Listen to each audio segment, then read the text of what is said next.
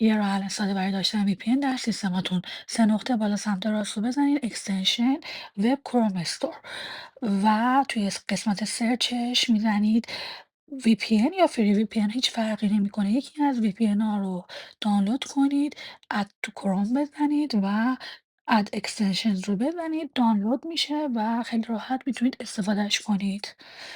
برای این روزا که ممکنه گوشیاتون کاملا از دسترس خارج بشه، داشتن یک VPN اضافه توی سیستمتون خیلی میتونه کمکتون کنه.